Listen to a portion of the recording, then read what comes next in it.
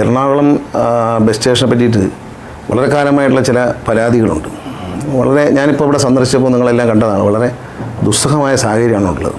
ഡ്രെയിനേജും ആ ഓടയിൽ പോകുന്ന മലിനജലവും എല്ലാം കൂടി യാത്രക്കാർക്ക് എലിപ്പനി പോലുള്ള അസുഖങ്ങളൊക്കെ വരുത്തുകയുള്ള വളരെ മോശമായ സാഹചര്യമാണുള്ളത്. അവിടെ ജീവനക്കാർ വളരെ കഷ്ടപ്പെടുകയാണ്. വർക്ക്ഷോപ്പിലെ ജീവനക്കാരൊക്കെ വെള്ളം കയറി കഴിഞ്ഞാൽ 2 ദിവസത്തേക്ക് അവർ വണ്ടിയുടെ അടിയിലൊക്കെ കിടന്ന് പണിയാന്ന് പറഞ്ഞാൽ അസാധ്യമായ കാര്യമാണ്. ഭയങ്കര ദുർഗന്ധവും. അതിനൊരു പരിഹാരം കാണണം എന്നെന്തായാലും തീരുമാനിച്ചിട്ടുണ്ട്. ഡിപ്പാർട്ട്മെൻറ്റ് KSRTC കുറച്ച് പണം ചെലവഴിക്കും.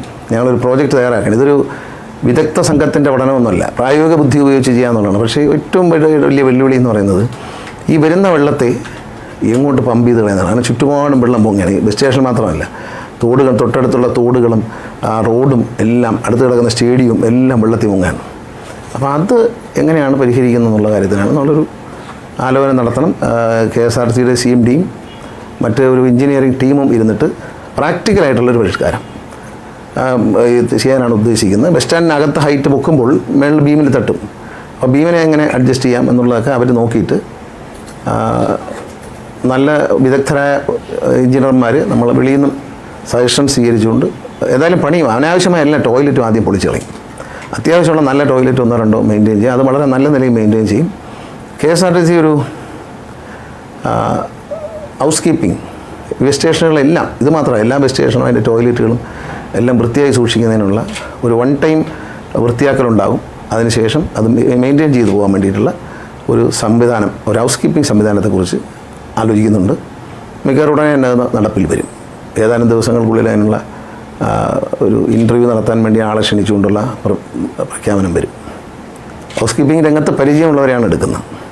അങ്ങനെയുള്ളവർ ഇതെല്ലാം നമ്മൾ എല്ലാ ഡിപ്പോയിലും സ്ത്രീ ജീവനക്കാരും പിന്നെ പുരുഷന്മാരായ ജീവനക്കാരും എല്ലാം ചേർന്നുകൊണ്ട് ഒരു ടീമുണ്ടാക്കും. ഹൗസിങ്ങിനൊരു ടീമുണ്ടാക്കും. ഹൗസ് കീപ്പിങ്ങിന് വേണ്ടി ഒരു ടീമുണ്ടാക്കും. ആ ടീം അതാ സ്ഥലങ്ങളിൽ മോണിറ്റർ ചെയ്യും. സെൻട്രലൈസ്ഡ് ആയിട്ട് ചില ആളുകൾ മോണിറ്റർ ചെയ്യാൻ വേണ്ടി വരും. അതിൻ്റെ ഒരു സ്റ്റാൻഡേർഡ് എങ്ങനെ വേണം എന്നൊക്കെ, അത് കീപ്പ് ചെയ്യേണ്ടത് എങ്ങനെയാണെന്ന് പറഞ്ഞു കൊടുക്കാനാണ്. അത് ഒരു വിജയമാകുമെന്നാണ്. അതിലൂടെ കുറേ ദുരിതങ്ങൾ മാറ്റാം. ഏതായാലും ഒരു കാര്യം ഉറപ്പ് പറയാം, എല്ലാ ബസ് സ്റ്റേഷനിലും പരമാവധി ബസ് സ്റ്റേഷനുകളിലെ ടോയ്ലറ്റുകൾ പൊളിച്ചു മാറ്റി പുതുതായി പണിത് KSRTCയുടെ പണം ഉപയോഗിക്കാതെയാണ് ചെയ്യുന്നത്.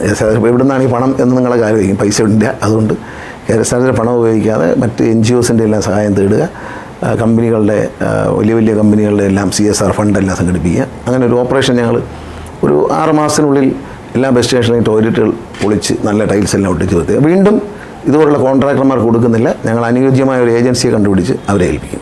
ഇത് പഴയ പോലെ ആക്കാൻ സമ്മതിക്കില്ല. പിന്നെ നമ്മളും ജനങ്ങളും സഹകരിക്കണം. നമ്മൾ ശരിക്കും പ്രൈമറി ക്ലാസ്സിൽ പഠിപ്പിക്കേണ്ട ഒരു കാര്യം how to use a toilet എന്നാണ്. എങ്ങനെയാണ് ഒരു ടോയ്ലറ്റ് ഉപയോഗിക്കേണ്ടതെന്ന് പഠിപ്പിക്കണം. LKG UKG പഠിക്കുമ്പോൾ തന്നെ.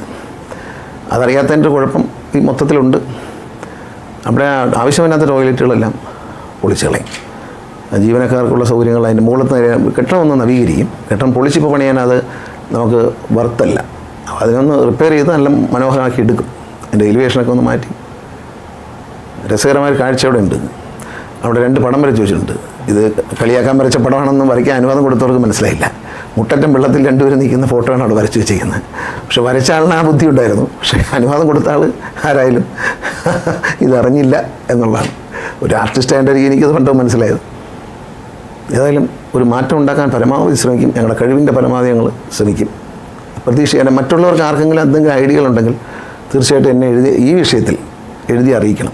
ഞങ്ങളൊരു ഡിസ്കഷൻ നടക്കുന്ന സമയത്ത് അത്തരം കാര്യങ്ങൾ തീർച്ചയായിട്ടും സ്വീകരിക്കും. എനിക്ക് മെയിലിലൂടെ എന്നെ അറിയിക്കുകയോ അല്ലെങ്കിൽ എൻ്റെ ഓഫീസിലേക്ക് കത്തെഴുതിയിടുകയോ ചെയ്തു കഴിഞ്ഞാൽ ഞാനത് തീർച്ചയായിട്ടും നിങ്ങൾ അയക്കുന്ന സജഷൻസ് ആ ചർച്ചയിൽ, വിദഗ്ധരുമായി നടന്ന ചർച്ചയിൽ പരിഗണിക്കും. അത് നിങ്ങളുടെ കൂടെ സഹകരണം ഞാൻ ചോദിക്കണം. ഒരു കീറാമുട്ടിയാണ്. അതിനെ എങ്ങനെ പരിഹരിക്കുക? നാളെ ഇതെല്ലാം പൈസയെല്ലാം ചെലവാക്കി വീണ്ടും വെള്ളം വന്നാൽ, ഇത്രയും പൈസ ചിലവാക്കിയിട്ട് വീണ്ടും വെള്ളം വന്നാൽ, അതുകൊണ്ട് വരാതിരിക്കാൻ നിങ്ങൾ കഴിയുന്ന ബുദ്ധികൾ തൊട്ടടുത്ത് താമസിക്കുന്നവർക്കാണെങ്കിൽ ഒരു പക്ഷേ കൊച്ചിയിലുള്ളവർക്കും എറണാകുളത്തുള്ളവർക്കും കുറച്ചുകൂടി അറിയാൻ പറ്റും എന്താണ് ഇതിൻ്റെ കുഴപ്പം. ഞാനിവിടുത്തെ കാരണമല്ല, അതിൻ്റെ ഒരു ഭൂപ്രകൃതി അറിയാത്തതുകൊണ്ടാണ്. ഏതായാലും അത് പഠിക്കുന്നുണ്ട്. ഈ റെയിൽവേയുടെ അടിയിൽ കൂടി വെള്ളം കൊണ്ടുപോയി വേറൊരു തോട്ടിൽ ചാടിക്കാമെന്ന് കോർപ്പറേഷനിലെ എഞ്ചിനീയർ പറയുന്നുണ്ട്. അങ്ങനെയാണെങ്കിൽ റെയിൽവേയുടെ പെർമിഷൻ വാങ്ങിക്കും. ഇത് നമ്മൾ ഡിസൈൻ ആയി കഴിഞ്ഞാൽ റെയിൽവേയുടെ പെർമിഷന് വേണ്ടി അപ്ലൈ ചെയ്യും. റെയിൽവേ പെർമിഷൻ തരും. അവിടെ അടിയിൽ തുറക്കുന്നില്ല. അവിടെ ഒരു കൾവെട്ടുണ്ട്. കൾവെട്ടിൻ്റെ അടിയിൽ കൂടെ അപ്പുറത്ത് പൈപ്പ് കയറ്റുക എന്നുള്ള വെള്ളം പമ്പ് ചെയ്ത് കളയാനൊരു സ്ഥലമില്ല. നമുക്കറിയാം, ഇവിടെ എറണാകുളത്തുള്ളവർക്കറിയാം, അതിൻ്റെ ചുറ്റും വെള്ളം അങ്ങ് പൊങ്ങാൻ. വെള്ളമെല്ലാം കൂടെ നടുക്ക് ഈ കെട്ടിടത്തിൻ്റെ ഉള്ളിലേക്ക് വരിക. പക്ഷേ റോഡ് പൊങ്ങി, പാലം വന്നു, ഏതാണ്ട് ഇപ്പോൾ കുറേ ദൂരം വരെ വെള്ളം വന്നു നിറയുകയാണ്. അത് നോക്കിയിട്ടാണ് ചെയ്യാൻ ഉദ്ദേശിക്കുന്നത്. ഏതായാലും ഒരു പരിഹാരം കാണാൻ പറ്റും എന്നാണ് പ്രതീക്ഷിക്കുന്നത്. അസാധ്യമായി ഒന്നുമില്ല എന്നാണ് എൻ്റെ വിശ്വാസം. സാധിക്കും എന്ന് തന്നെ പ്രതീക്ഷിക്കാം. തോടിൻ്റെ കരയ്ക്ക്, ഈ തോടിൻ്റെ കരയ്ക്കുന്ന വെള്ളം ഇങ്ങോട്ട് കയറാതിരിക്കാൻ വേണ്ടി അവിടെ ഒരു നമ്മളൊരു 3 അടി 4 അടി പൊക്കത്തിൽ ഒരു കോൺക്രീറ്റ് വാള് സിംഗിൾ ബ്ലോക്കായിട്ട് പണി. അപ്പോൾ വെള്ളം ഇങ്ങോട്ട് തള്ളി കയറുന്നതിൻ്റെ ഒരു ശല്യം ഒഴിവായി കിട്ടും. അപ്പോൾ അവിടെ നിന്ന് വെള്ളം കയറാതാക്കാം. ഇനി പിന്നെ റോഡിൽ നിന്ന് വെള്ളം വരുന്നതാണ്, അതെങ്ങനെയാണെന്നുള്ള കാര്യം പരിശോധിച്ചു. പിന്നെ അവിടെ വീഴുന്ന വെള്ളം, അവിടുത്തെ കോൺക്രീറ്റ് മുറ്റത്ത് വീഴുന്ന വെള്ളം, ബിൽഡിങ്ങിൽ വീഴുന്ന വെള്ളം, ഇത് റെയിൻ വാട്ടർ എല്ലാം കൊണ്ട് ഇങ്ങോട്ട് കളയാം എന്നുള്ളതാണ് പ്രശ്നം. അത് കളഞ്ഞാലാണ് റെയിൽവേ ട്രാക്കിനടി കൂടുതൽ പെർമിഷൻ വേണ്ടി ചോദിക്കാം എന്ന് പറയുന്നത്. അവിടെ ഒരു കൾവെട്ടുണ്ട്, കൾവെട്ടടി കൂടെ ജസ്റ്റ് ഒരു വലിയ പൈപ്പ് പോകണം എന്ന് മാത്രമേ ഉള്ളൂ. നമുക്ക് പമ്പ് ചെയ്ത് അങ്ങ് കൊണ്ട് കളയാൻ വേണ്ടി. 400 മീറ്റർ കഴിഞ്ഞാൽ അവിടെ ഒരു തോടുണ്ടെന്നാണ് കോർപ്പറേഷൻ എഞ്ചിനീയേഴ്സ് പറഞ്ഞത്. തീർച്ചയായിട്ടും അവർക്കറിയായിരിക്കും. ഏതായാലും ഒരു പരിഹാരം ഉണ്ടാകും. പക്ഷേ ഞാനൊരു റിക്വസ്റ്റാണ്, 100% വിജയിക്കുമെന്ന് പറയുന്ന പല സ്ഥലത്തും ചില പറയുന്നത് വിജയിക്കുമെന്ന് എനിക്ക്. പക്ഷേ ഇതിനകത്തൊരു ഒരു വലിയ ഹൈലി കോംപ്ലിക്കേറ്റഡ് ആയിട്ടുള്ള ഇഷ്യൂസാണ്. പെട്ടെന്ന് തീർക്കാൻ പറ്റുന്നൊരു ഇഷ്യൂ അല്ല.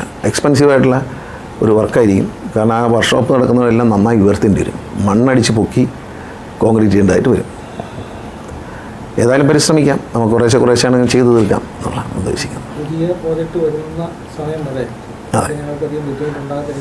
അതെ, അതാണ് ചെയ്യാൻ പോകുന്നത്. ഇപ്പോൾ വെള്ളം ഈ താൽക്കാലികമായൊരു റെമഡിയാണ് ചെയ്യുന്നത്. പക്ഷേ നമുക്ക് കുറച്ച് നാൾ പുതിയ പ്രോജക്റ്റ് വരുന്നത് വൈറ്റില വന്നാലും അപ്പുറത്ത് തൊട്ടടുത്ത് വരുന്നുണ്ട്. അവിടെ വന്നാലും ഇതേ വിഷയങ്ങളൊക്കെ അവിടെ ഉണ്ടാവും. ഈ ടോയ്ലറ്റൊക്കെ അവിടെയും പണിഞ്ഞു വയ്ക്കും. ആരാണ് വൃത്തിയാക്കുന്നതെന്നുള്ള കാര്യത്തിൽ ഇന്നും ഇന്ത്യയിൽ തന്നെ ഒരു തീരുമാനമായിട്ടില്ല, കേരളത്തിലായിട്ടില്ല. നമുക്ക് എല്ലാവർക്കും ശൗചാലയം എന്ന് പറയാൻ നല്ലൊരു കേൾക്കാൻ രസമുണ്ട്. പക്ഷേ ശൗചാലയം വൃത്തിയായിട്ട് സൂക്ഷിക്കുന്നുണ്ടോ എന്നുള്ള കാര്യത്തിൽ പ്രശ്നമുണ്ട്. അതുകൊണ്ട് ഏറ്റവും നല്ലൊരു ഏജൻസി ഞങ്ങൾ അന്വേഷിക്കുകയാണ്, ഞങ്ങളുടെ ഈ ടോയ്ലറ്റുകളെല്ലാം ഒന്ന് കൊടുക്കാൻ വേണ്ടിയിട്ട്. കാരണം ഈ ടോയ്ലറ്റ് എന്ന് പറഞ്ഞ് MP ഫണ്ടൊക്കെ ഉപയോഗിച്ച് ചെയ്തിട്ടുണ്ട്. പക്ഷേ അതൊക്കെ വേറെ പരിഷ്കൃത രാജ്യങ്ങളിൽ പ്രൂവ് ചെയ്തിട്ടുണ്ട്. കാരണം അവർ വെള്ളം ഉപയോഗിക്കാറില്ലല്ലോ. ഇവിടെ അതല്ല സ്ഥിതി. ഇവിടെ അത് വളരെ നാശമൂഹമായിട്ട് ഇരിപ്പുണ്ട്. അതുകൊണ്ട് വളരെ ഒരു മാക്സിമം പരിഹാരം കാണാം. ഒരു തുള്ളി വെള്ളവും കിട്ടാതെ നോക്കാമെന്നും പറയാനൊക്കത്തില്ല. മാക്സിമം ഒരു പരിഹാരം കാണാൻ കഴിയും. അത് പറ്റില്ല എന്ന് പറയാൻ കാര്യം ഈ റോഡിൽ നിന്ന് വെള്ളം ഇങ്ങോട്ട് ഒഴുകുകയാണ്. ആ റോഡ്, ആ സ്റ്റേഡിയം എല്ലാം വെള്ളത്തിനടിയിലാണ്. അപ്പോൾ അത് സ്വാഭാവികമായിട്ട് ഇങ്ങോട്ട് കയറും. നമ്മുടെ റോഡിനേക്കാൾ താഴ്ന്നു കിടക്കുകയാണ് പ്രോപ്പർട്ടിയേക്കാൾ താഴ്ന്നു കിടക്കുകയാണ് ബിൽഡിങ്. അപ്പോൾ ഈ തോട്ടിൽ നിന്ന് കയറുന്ന വെള്ളത്തിനാണ് ഒരു ദുർഗന്ധവും മാലിന്യങ്ങളും. അതിനെ അങ്ങ് ബ്ലോക്ക് ചെയ്യുക. എന്തായാലും അതിനെ ഈ കോൺക്രീറ്റ് വാൾ വെച്ച് ബ്ലോക്ക് ചെയ്യുന്നതാണ് ഞങ്ങൾ ഉദ്ദേശിക്കുന്നത്. ഒരു വർക്ക്ഷോപ്പിൻ്റെ അവിടെ നിന്ന് ത്രൂ ഔട്ട് ഇങ്ങനെ കൊണ്ടുവരാനാണ്. അപ്പോൾ അതിൽ കൂടെ വെള്ളം ഇങ്ങോട്ട് തള്ളി കയറുന്നതാണ് വേസ്റ്റ്. അത് പരിഹരിക്കാൻ കഴിയും. തോട്ടിൽ നിന്ന് വെള്ളം കയറാതിരുന്നാൽ ഈ മലിനജലം കയറുന്നതെന്ന് പറയും. റോഡിൽ നിന്ന് വരുന്ന വെള്ളം അത്രയ്ക്ക് മലിനമല്ല. ഇത് ശരിയായ ഡ്രെയിനേജ് വാട്ടർ വരുന്ന പോലെയാണ് ശരിക്കും അത് വരുന്നത്. അവിടെ ബസ് ജീവനക്കാരും വളരെ ബുദ്ധിമുട്ടിലാണ്, യാത്രക്കാരും അതിനേക്കാളേറെ ബുദ്ധിമുട്ട്. പരമാവധി പരിഹരിക്കാൻ ശ്രമിക്കും. KSRTCയുടെ CMDയും ഒരു എഞ്ചിനീയറാണ്. അദ്ദേഹത്തിൻ്റെ സുഹൃത്തുക്കളായ കുറേ IIT എഞ്ചിനീയർമാരെല്ലാം ഇതിനെ സഹകരിക്കുന്നുണ്ട്. എന്തെങ്കിലും പരിഹാരം കാണാം. വെള്ളം കൊണ്ടുപോകുന്നതിനുള്ള പ്രശ്നം മാത്രമേ.